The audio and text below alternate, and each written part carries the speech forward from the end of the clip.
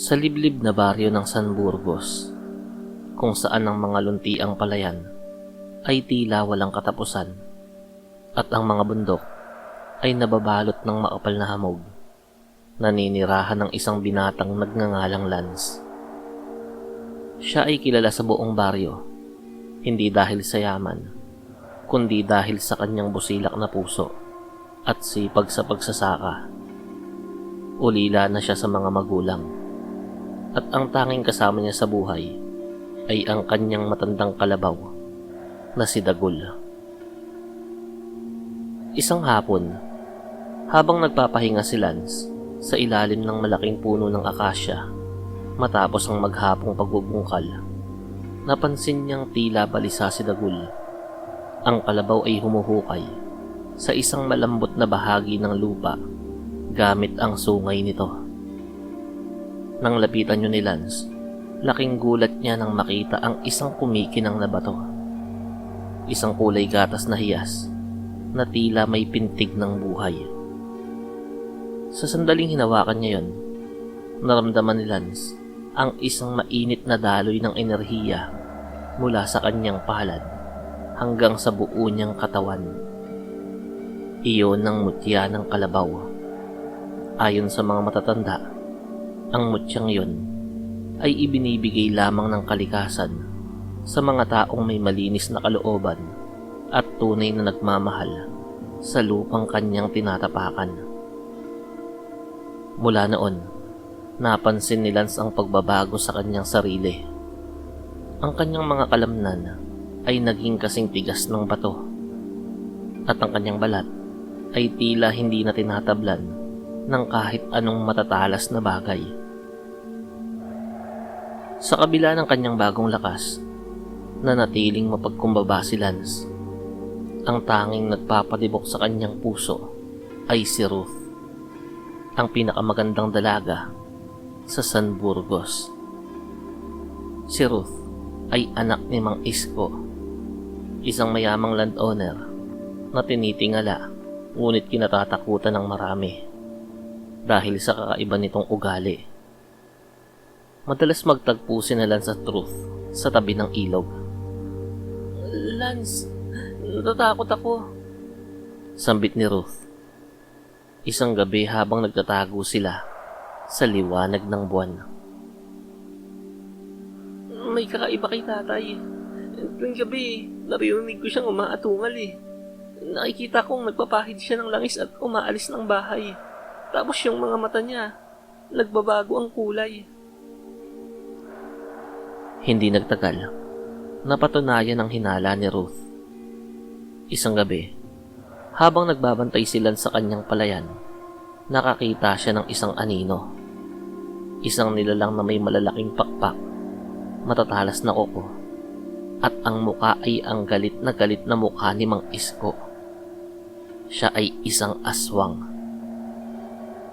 Nalaman ni Mang Isko ang tungkol sa ugnayan ni Lance at Ruth.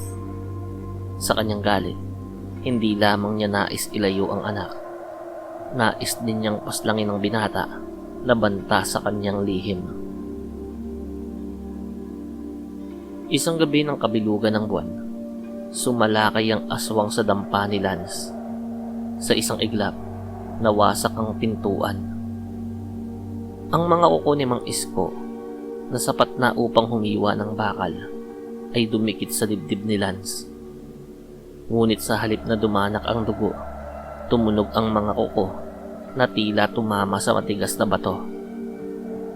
Dahil sa mutya ng kalabaw, ang balat ni Lance ay naging kasing kunat ng balat ng isang mahiwagang hayop. Hindi mo magagalaw ang mga tao sa baryong to, Mang Isko," sigaw ni Lance. Nang gabing yun, ang langit ay tila nagluluksa. Ang buwan ay naging kasing pula ng kalawang. Sa labas ng dampa ni Lance, ang hangin ay naging mapanghe at napakalansa. Ang amoy ng kamatayan na dala ng isang aswang. Si Mang Isko ay hindi na ang respetadong asyendero ng mga oras na yun.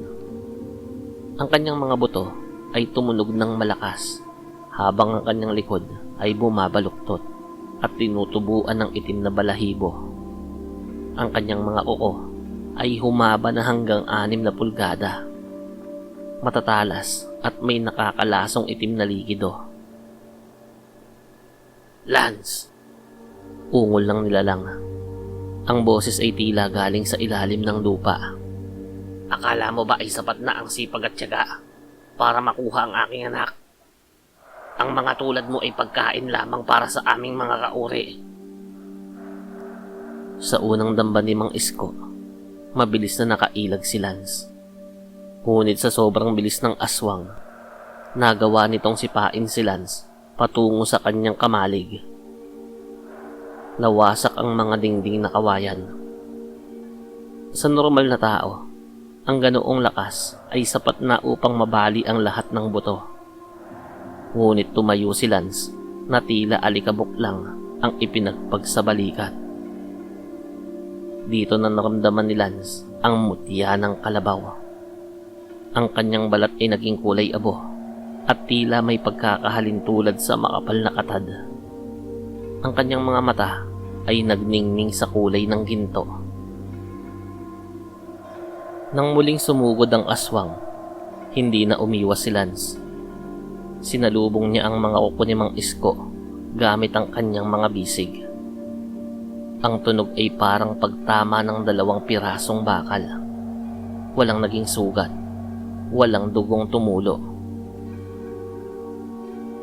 "Anong ibig sabihin nito, bata?"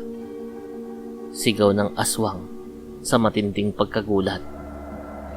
"Wala itong ibig sabihin, Mang Isko," sagot ni Lance habang hinahawakan ng leeg ng aswang. "Sadyang may kakayanan lang ako para proteksyonan ang aking sarili at ang mga tao sa paligid ko." Itinapon ni Lance ang aswang nang may napakalakas na puwersa. Dahilan upang tumalsik ito sa gitna ng maputik na palayan. Doon, sa ilalim ng pulang buwan, nagpatuloy ang bakbakan. Bawat suntok ni Lance ay lumilikha ng pagyanig na nagpapatalsik ng putik at tubig sa paligid.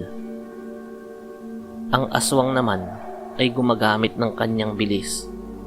Paikot-ikot na parang ipo-ipo, sinusubukang hanapin ang mahinang bahagi ng katawan ni Lance. Ngunit walang mahinang bahagi ang katawan ng binata, dahil ang mutya ng kalabaw ay ginawa ng tahanan ang katawan nito. Sa gitna ng bakbakan, dumating si Ruth. "Tay, itigil niyo na to!" Sigaw niya, umiiyak. Ang paglitaw ni Ruth ay nagbigay ng pagkakataon sa aswang na dambahin ang sariling anak upang gamiting panangga.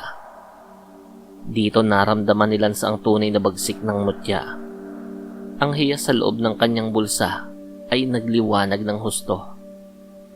Sa isang mabilis na paggalaw, binuhat nila ang isang malaking puno na natumba at hinarang sa daan ng aswang.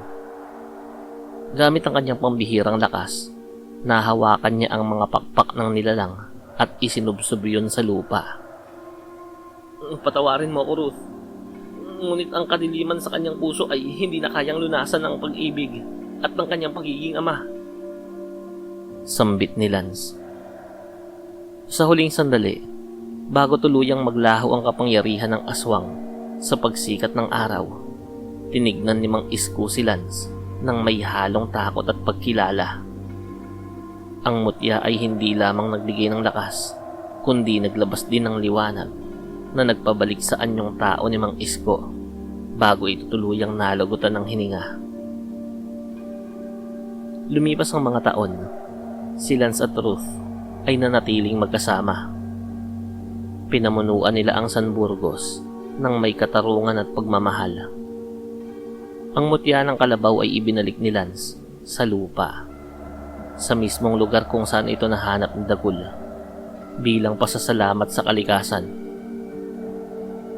Naging usap-usapan ng kwento ni Lance ang binatang may balat ng bakal at pusong ginto, na nagpatunay na ang tunay na lakas ay hindi lamang nasa kalamnan, kundi sa layuning protektahan ang mga mahal sa buhay.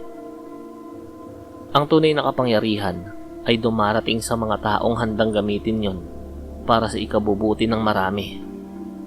At ang pag-ibig ang pinakamalakas na mutya na maaaring taglayin ng isang tao laban sa anumang kadiliman.